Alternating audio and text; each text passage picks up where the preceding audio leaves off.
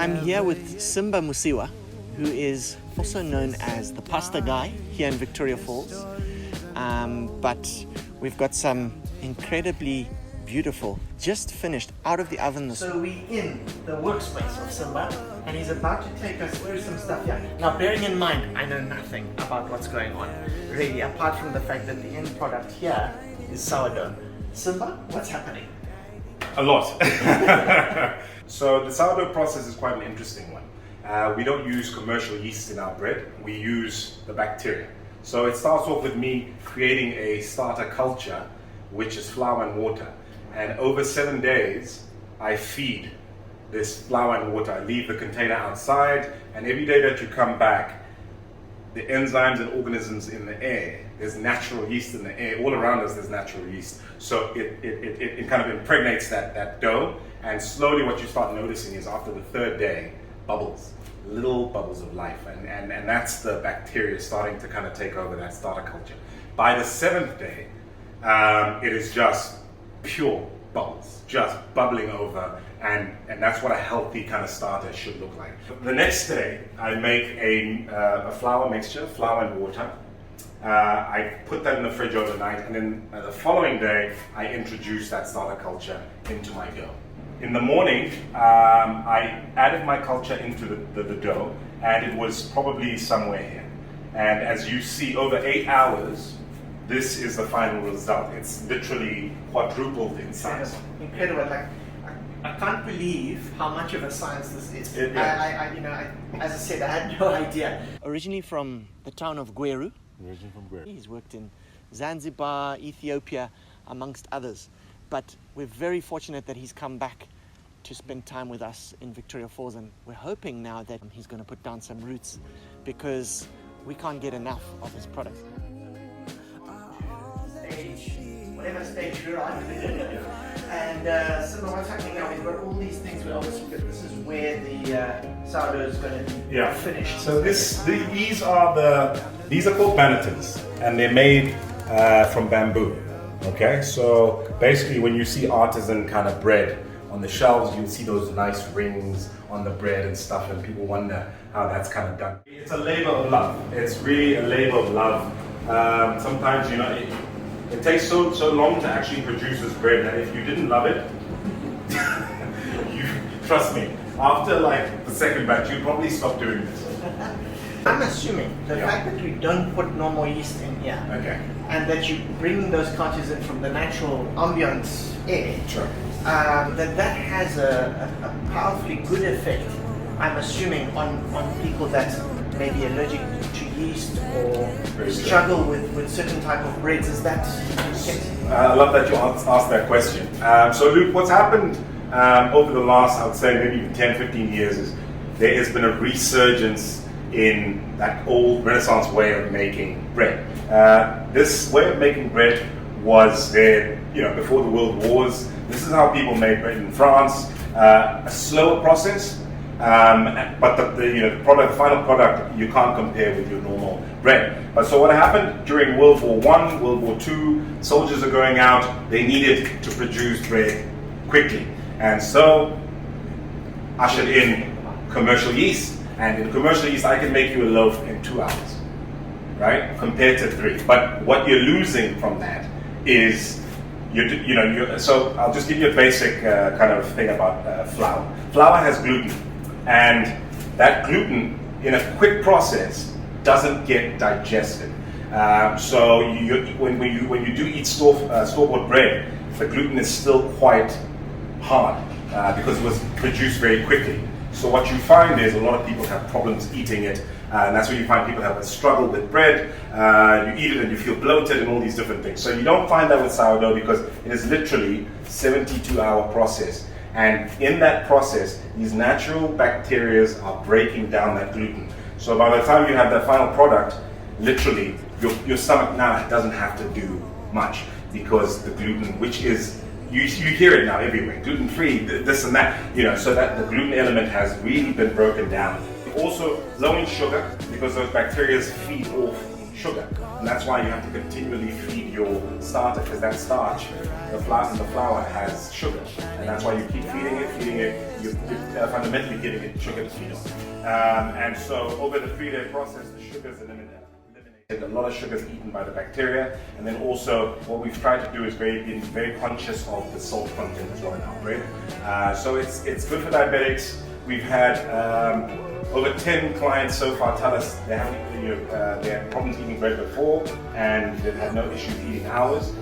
So people with mild gluten intolerance, sourdough across the world has been a big resurgence in going back to the old form of making bread. This is how bread was made from the beginning. We are now at Simba's home, and Simba's also known as the pasta guy, and that's for very good reason. Simba, we've got a ball of green stuff there, yes, which you're going to turn into pasta, I believe. Yes, exactly right, known as the pasta guy. Okay, so here I've already mixed my eggs and my flour, and I've also put in some spinach and green color. This is quite a popular one, healthy as well. We're trying to also infuse different things like moringa, a lot of indigenous stuff. I think I'm a big advocate of local.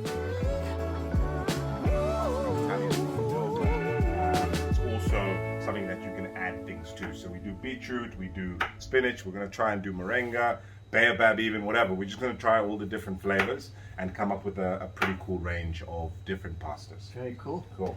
Sweet. So I'm just going to flatten this a bit. So you can see where Simba gets his muscles from. Making pasta is not for the no, Jimmy, exactly. the weak armed. Of course, yes. So right now I'm just trying to flatten this up for this pasta extruder here.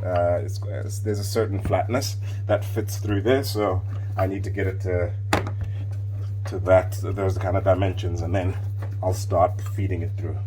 Now, how much pasta would this ball that you're now flattening, would that feed how many sort of, I guess it depends how much you want to eat. No, true. Would that feed a family? So we basically, what we normally do is we do a 600 gram pack, which would feed 5 people. Okay. So that's kind of what we kind of go for. This one I made a little bit smaller just for us today, right. And for you guys to take home for lunch. Oh wow! So getting treats. Exactly. So now I'm gonna just start feeding. It's really cool to have this machine because it's electric, so it kind of it makes the process a little bit faster. Got you. All I'm doing is just feeding my dough within there, and if you can kind of take a look here at the dough, it's very rustic, rough, and the more we work it, it's going to become a bit more elastic and a lot smoother. Please, tell us a little bit more about your passion for getting into the artisan making of bread and pasta. I mean, what stimulated you to focus on this? I mean, you're a great chef, you've done a lot of things, but why this? Yeah, I think I've always wanted to kind of start a business. I just didn't know what. Definitely knew, obviously, with my background in cooking, definitely something food related. Then when the pandemic hit, these two ideas kind of hit me after 2 months of just sitting at home doing nothing and feeling a little depressed, actually, at the gravity of the situation. Yeah. And one morning I just woke up with these ideas, and I just, luckily with my background, as you said, I have been a chef for 15 years. I worked in outside the country for the better part of that, and had some great exposure. So at least I had some experience to pull out the hat, especially when it comes to sourdough and pasta. Very technical things to do. They take quite a bit of time. Okay, so I'm here with Irina, who is Simba's significant other. She's originally from Russia, and she's also part of the business, but she speaks perfect English. So, Irina, I'm going to hand over to you, and you tell us what's going to happen now, because you're putting some finishing touches on here. Yes. So basically, I just gonna write the label, and just prepare the final product. Awesome. Wow. So here we go. Now what's for us? Can't wait. So we're going to be eating that for lunch, and I don't know. I think it's going to be a very long lunch because I don't want to eat it fast. Just considering that I've been part of this process. So thank you both very much indeed. Pleasure. Pleasure. She's almost 3 months old. This is Maya, and she's a little baker, pasta maker in training. And I always say to people as well, the only thing that's in this bread is flour, water, salt, time, and love. That's it. Yeah, lots and lots of love. Well, we've got to get these out to some hungry people, Yes, right? we do. Yes, so we do. Let's get on the delivery trail. We're on our way into Elephant's Walk for delivery to the Ellie Cafe, Sure. which is run by a delightful lady called Mel. Yeah, it's a really cool, funky little spot. A lot of the locals come here for breakfast, and so it's suiting the right kind of location, I thought, where we could sell our bread. We've got a good relationship with Mel, and it's going well. Morning, Mel. How are you doing? Another order of beautiful sourdough. How are you guys doing?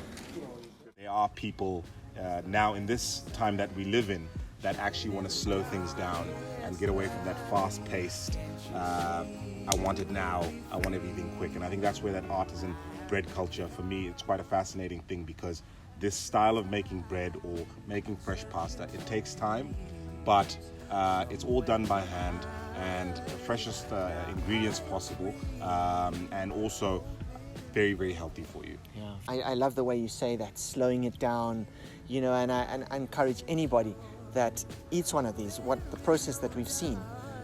This is taking 3-4 days to lovingly make a loaf of bread like this. So next time you see it in the shop and you see Simba's name on it and you're like, that's $5, let me tell you, that's way underpriced. If you like this episode and don't want to miss out on other ones, please go to YouTube, look for Luke Brown Zim, and hit the subscribe button. Thanks.